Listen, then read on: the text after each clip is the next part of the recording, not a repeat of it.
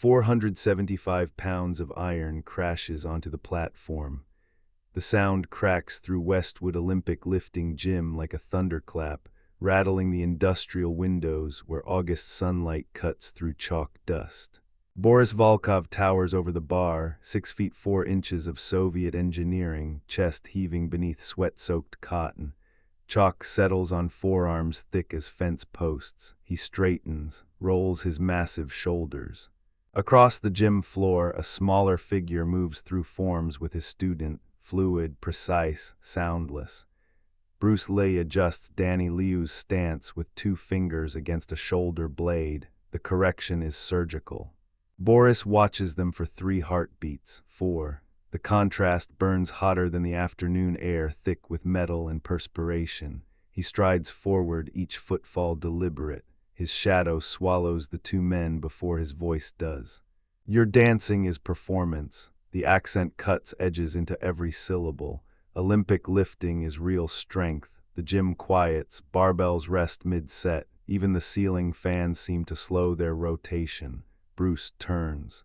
His expression remains neutral, but something shifts in the air between them, a pressure few men could withstand without stepping back.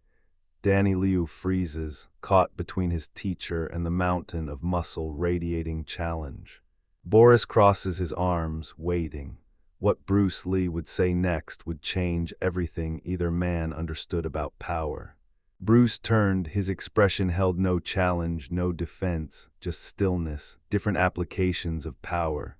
The words hung in the stale gym air, simple as fact. Boris stepped forward, rubber soles squeaking against the platform. 3 steps, 5, his shadow stretched across the mats, swallowing Bruce's compact frame. The size difference became undeniable. 6'4" against 5'7". 305 pounds against 135. One application, Boris's voice rumbled from deep in his chest. Lifting maximum weight, Bruce's stance didn't shift. His hands remained loose at his sides, no fists, no tension visible in his shoulders. Real strength adapts to situation. A grin split Boris's face. Sweat dripped from his jawline, landing dark on the mat between them. The salt smell of exertion mixed with chalk dust and afternoon heat. His massive chest still heaved from the lift, veins visible beneath pale skin. I lift twice what you lift. The thick accent made each word deliberate. Your numbers mean stronger, yes. Danny Liu shifted his weight near the wall. Few in that gym could imagine what Bruce saw in that moment, or what he planned to do about it. Bruce's eyes narrowed slightly. Your strength is in one plane of motion. Boris's laugh erupted deep and rumbling, vibrating through the heavy air. All planes are same if you are strong enough. The statement hung between them like a challenge issued in a language only fighters understood. Bruce stepped forward, closing the distance until he stood within arm's reach of the massive weightlifter. The afternoon light caught the sheen of sweat still glistening on Boris's forearms. Demonstrate your strength, Bruce's voice carried across the suddenly quiet gym. Try to pick me up like you clean and jerk your barbell. The clatter of weights stopped. Conversations died mid-sentence. Sam Crawford paused at the water fountain, eyes darting toward the confrontation. Danny Liu set down his kettlebell with deliberate care, watching. Boris flexed his hands slowly, methodically. Chalk dust drifted from his palms as his fingers opened and closed, testing, preparing. The same hands that had hoisted 475 pounds overhead just minutes earlier. He rolled his shoulders once, twice. Then he stepped into range, and the temperature in the room seemed to drop 10 degrees. Boris drops into position. His arms wrap around Bruce's waist, thick as bridge cables. The grip locks tight, pressure he's used 1,000 times on iron. He inhales deep, filling his chest cavity, and drives through his legs. Pure explosive power. Bruce's feet lift off the rubber mats, body rising smooth as any clean he's ever executed. The elbow descends before Boris registers movement, sharp, precise. It strikes downward into the trapezius, a single point of contact that detonates through his nervous system like lightning through copper wire. His hands, They simply open, not a decision, not fatigue. An involuntary release beyond any conscious command. His fingers splay wide, refusing to obey. Bruce drops, landing controlled on the balls of his feet. Cat-like, silent, Boris stares at his palms. They tremble, fine vibrations he cannot stop. He tries to close his fists, the muscles twitch, sluggish, foreign. Sweat rolls down his forearms, cutting pale lines through chalk residue. Around the gym, the weight of silence presses in. Sam Crawford leans against the squat rack, eyes narrowed. Danny Liu holds his breath. Boris flexes his fingers again, testing.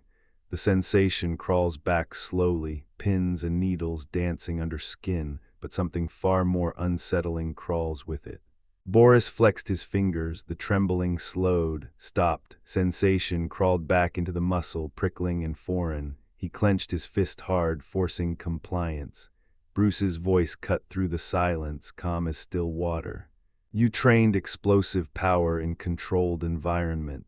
No triumph colored the words, just observation. Your barbell does not fight back.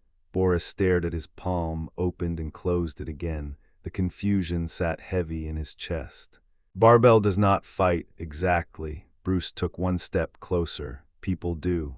The simplicity of it landed like an insult. Years perfecting the clean and jerk, drilling technique until muscle memory became instinct.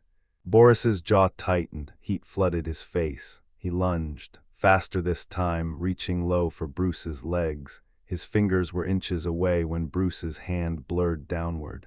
A single fingertip struck the thick muscle of Boris's forearm, sharp, precise, and the radial nerve screamed. Boris's hand snapped open, reflexive, instant. His fingers splayed wide, tendons rigid, palm exposed to empty air. No conscious thought preceded it, no choice existed. The hand refused to close. What kind of strength couldn't even control itself? Boris sat heavily on the bench, the wood pressed cold through his sweat-soaked training pants. He rotated his wrists, slow, testing. Pins and needles crawled through his fingers like fire ants beneath the skin. His right hand trembled, refusing commands. Open, close, nothing. Gym members lined the walls, watching, silent. Bruce stood 3 feet away, hands relaxed at his sides, expression empty of triumph. Waiting for what? Boris flexed his left hand. The fingers obeyed this time, curling into a fist that felt hollow, useless. 29 years of lifting, squatting, pulling iron until his body became a monument to Soviet discipline. And this man, barely 135 pounds, had dismantled him with a fingertip. The afternoon light slanted through high windows, turning chalk dust into golden smoke. Boris's breathing slowed, steadied. Sweat cooled on his neck, sending a chill down his spine despite the warehouse heat. His right hand clenched, sensation flooding back. He stared at his palm, at the calluses from 10,000 cleans, at fingers that had moved barbells but couldn't resist a single nerve strike. Bruce hadn't moved, still waiting. Boris looked up, meeting those calm eyes, and felt something crack open inside his chest. Not defeat, but a door he'd never known existed. Boris's voice came quiet, stripped of its earlier thunder. In Soviet Union, strength is everything.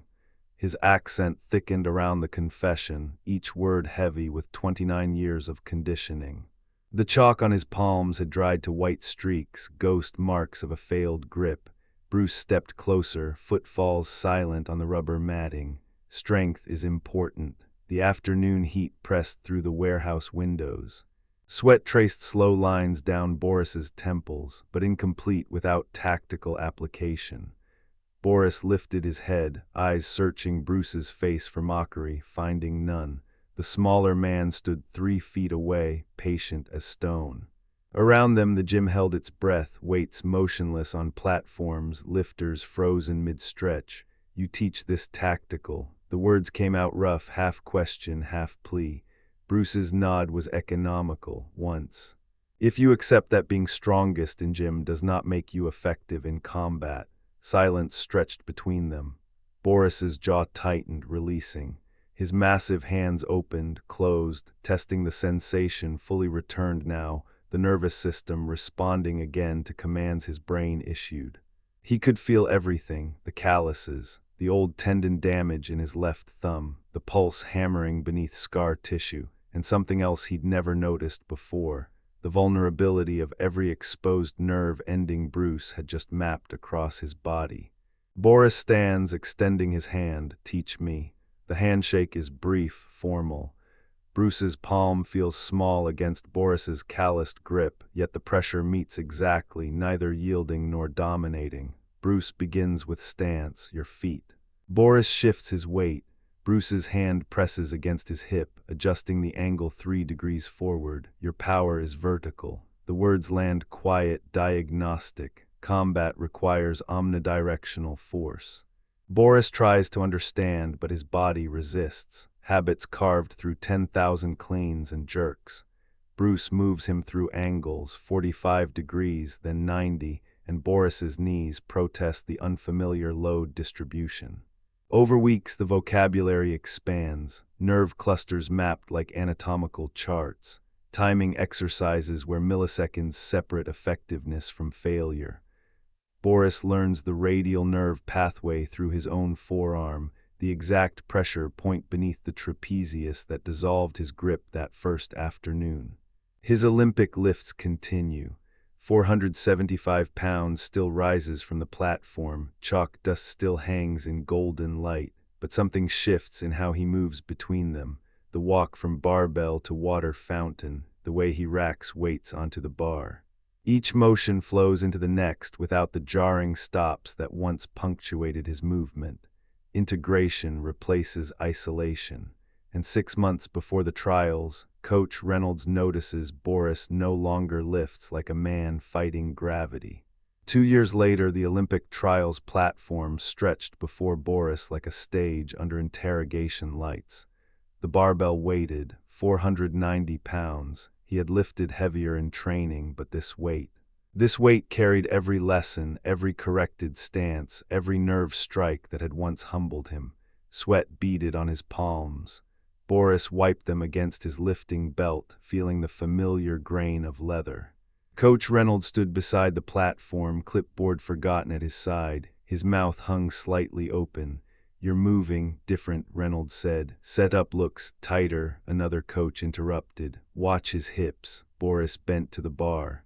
Knurling bit into his fingertips, cold iron, familiar weight, but his body no longer approached the lift as segmented power, shoulders here, legs there, back separate. Bruce's voice echoed through muscle memory. "Your body moves as water moves." The pull began, his feet pressed through the platform, force traveling upward through ankles, knees, hips in one unbroken wave.